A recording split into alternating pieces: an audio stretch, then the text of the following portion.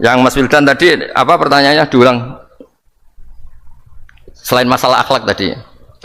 Tentang bagaimana cara kita bersaudara tanpa memandang kepentingan duniawi. Nah, ya makanya tadi saya bilang bernegara itu pakai hadis, misalnya Nabi pernah ngendikan kamu itu punya 3 tetangga, yang satu punya 3 hak, yaitu dia tetangga kamu, dia seagama kamu, dia sesaudara kamu. Jadi ada 3 hubungan, seagama, sesaudara, dan tadi apa? Dia tetangga kamu, dia seagama dengan kamu, dia masih kerabat kamu. Terus ada tetangga yang punya 2 hak, yaitu dia tetanggamu seagama dengan kamu tapi tidak sekeluarga dengan kamu.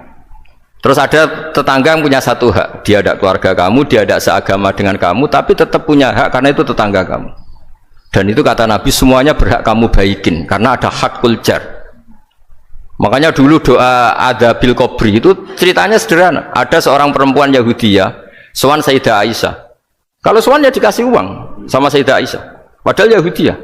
Ketika dikasih uang, terus si Yahudiyah tadi, semoga engkau diselamatkan dari siksa kubur. Zaman itu Sayyidah Aisyah belum dengar hadis tentang siksa kubur. Setelah Rasulullah datang, saya tadi diminta didoain, ya saya terima karena saya nggak percaya.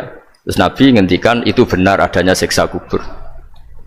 Ketika komunitas Yahudi di Madinah itu puasa Asyura, Nabi coba tanyakan mereka, kenapa puasa Asyura? Padahal orang Yahudi. Oh, terus setelah ditanya, yaumun najjawahu fihi Musa, itu hari di mana Allah menyelamatkan Nabi Musa, kata orang Yahudi. Terus kata Rasulullah, nahnu ahaqqu bi Musa, saya juga berhak menghormati Musa. Kemudian Nabi puasa. Suatu saat lagi ada orang Yahudi datang, ya Rasulullah, ya Muhammad, manggilnya ya Abul Qasim karena orang Yahudi. Ya Abul Qasim, nanti nasib langit bumi ini di mana? Manusia yang sudah mati-mati di mana ketika bumi dihancurkan? Mayat-mayat yang sudah di kuburan di mana? Terus orang Yahudi tadi bilang, Allah itu bisa saja mengelola langit bumi yang sudah hancur gini-gini. Nabi itu tertawa-tawa. Tertawanya Nabi itu lepas sampai giginya kelihatan. Kata rawinya, tasdikon liqaulil khabri, karena Nabi membenarkan orang Yahudi tadi. Jadi intinya dalam banyak hal itu ya dicari kesamaan. Makanya kalau interaksi dengan kelompok lain, kata Nabi, la tusaddiquhum wa la tukadzibuhum. Kamu jangan mengiyakan, juga jangan menolak. Kamu tolak jangan-jangan pas yang sama dengan ajaran kita. Kamu benarkan jangan-jangan yang tidak sama. Ya sudah, kalau nggak sependapat ya jangan ngambil sikap. Nah itu juga yang dipraktekkan Rasulullah SAW. Nabi pernah sholat 1 rakaat hanya ngulang 1 ayat.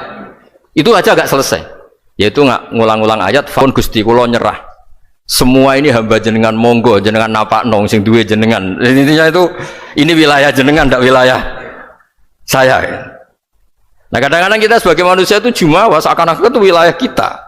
Kita nyiksa terserah kita, mengampuni ya terserah kita. Padahal tidak milik kita. Dunia ini milik Allah Subhanahu wa Ta'ala. Makanya yang terakhir saya ijazahkan ijazah bapak. Bapak saya itu orang hafal Quran, alim tapi lucu, senengannya guyon.